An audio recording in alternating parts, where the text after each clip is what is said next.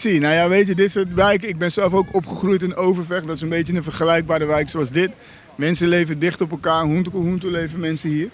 En ja, met de Sintermetana Casa hier in Barrio, weet je, Busiria, Kita, ja. Het is een fantastische wijk.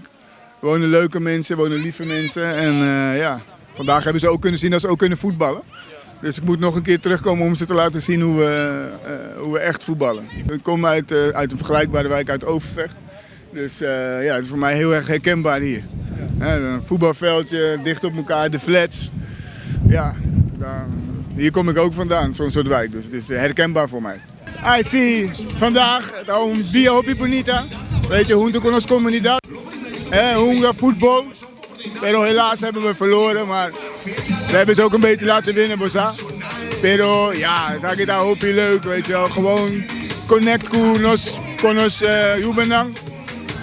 En thank God, de eerste hulp de Aki presente, weet je wel. Want we hadden een team vol oude mannen. Dus ja, Akita zoals het moet. Weet je, we zijn allemaal één. Er staat weet je wel. Er staat een union. Toerhinder de union. Dus we moeten het samen doen. Junto nos bij die land, blijf ik altijd zeggen. En voor ons, para nos cuerpo is importante, para nos aquí presente, weet je, connect con ons pueblo, connect con ons barrio. Ja, en leren van elkaar. No? Ik leer van de mensen hier. En misschien kunnen wij de mensen ook een beetje inspireren. Bij die land hier. Ik heb de mensen gezegd, never give up. Beting een choice, sempre beting een choice. Met bij Sinta in een hoekje, weet je, Jora. Of met een Lantapara, weet je, en met bij die land hier. Solo, ganador aquí presente, weet je wel. Dat is het. Dicht bij de mensen, dicht bij het volk. Nog steeds dienstbaar aan ons pueblo. Pas op aan ons mensen aquí om de signalen op te vangen. Wat wil de mensen hebben? Wat heeft de mensen nodig aan politiewerk? Dus ja, dit is geweldig. En barriozorg, zeg ik daar, ja, gewoon een hoopje importante kost in ons trabalho de politie.